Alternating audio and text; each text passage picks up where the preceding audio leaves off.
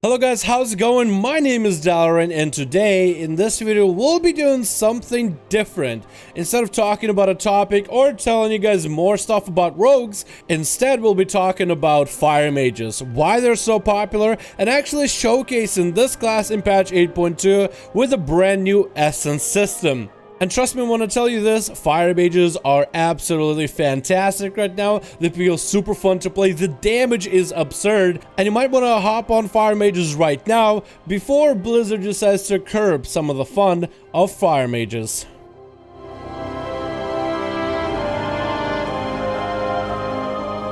Alright, so we'll be taking a look at the fire mage in 8.2. Recently, fire mage has risen to a very high notoriety, a very high popularity. What I'm talking about is doing top DPS in all of Sims for all of BOD. Now, this came out of nowhere, and this came with very little investment into patch 8.2. It primarily comes from the essence system, but it doesn't force you to grind out certain essences to rank 3 or get some of the more notoriously hard essences. Instead, it takes use of an essence that you get fairly early on, the Memory of the Lucid Dream. This essence is earned through doing quests and the story stuff in Anujjatar. The way you unlock it is you get a quest to level up a follower to rank 3. And once you level up a follower to rank 3, whichever follower of your choice, you get a quest line to go into the Naga settlement and kind of mess with some of their equipment. After a little bit of time of advancing the story plot, you get this essence, and it's a powerful essence with what it can do, particularly for fire mages. The major power of this essence reads, clear your mind and attune yourself with the Heart of Azeroth, increasing your Fire Blast recharge rate by 100% for 12 seconds. The minor effect is, your spells and abilities have a chance to refund 50% of a charge of Fire Blast and heal you for a fair amount. Now, the reason why this essence is powerful is because fire mages are all about Fire Blasts, and Fire Blasts are a guaranteed crit.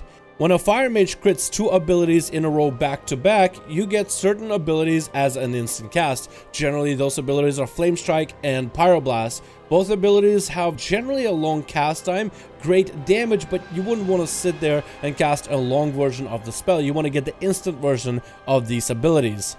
Since fire mages need 4 abilities to crit twice in a row in order to give them the instant cast procs, you will use Fire Blast in order to guarantee those procs. And when you combine a powerful cooldown like Combustion, where for a short duration all of your abilities are 100% crit, and some of your critical strike bleeds into your mastery for even more damage, this allows you for a very powerful burst with guaranteed crits with a lot of Fire Blasts to keep fueling a bunch of Pyroblasts.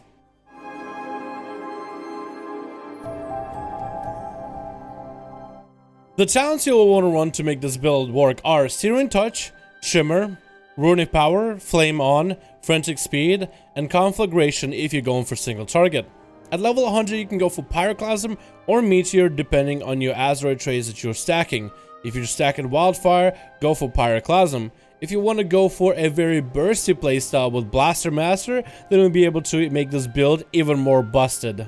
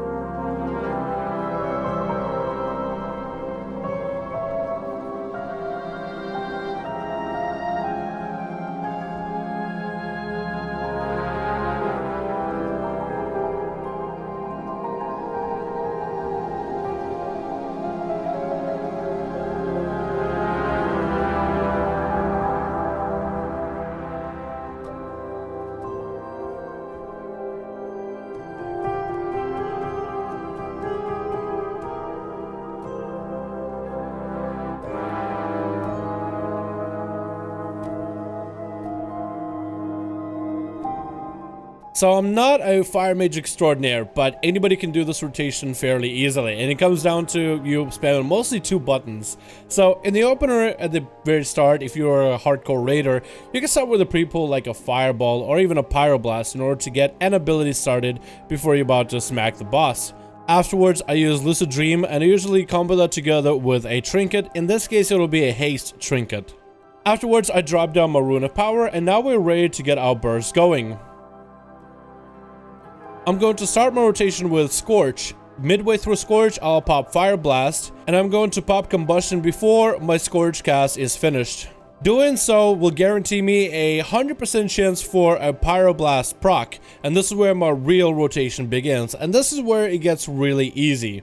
From here on, my rotation is going to be Pyroblast and Fireblast. This way, I'm giving myself a feedback loop of setting out a Pyroblast that's a guaranteed crit, and then proccing a second crit with a Fireblast. Because of the Lucid Dream essence, I'm getting my Fireblast a lot faster, but if for whatever reason I don't have a Fireblast available, I will use Scorch in my rotation. So for the most part, your rotation should be Pyroblast, Fireblast, Pyro, Fire, Pyro, Fire, Pyro, Fire, until you're out of cooldowns. Eventually, you will also want to refresh your Rune of Power that you're standing on in order to maximize the output that you're doing. If you are playing Meteor, you kind of want to use Meteor at the beginning of the fight before you get the rotation going. So normally we start with a Fireball into Meteor, then get your burst going. But if you're playing Pyroclasm, don't use Pyroclasm during your opener. You want to get as many Pyroblasts in there. Use them after combustion is over.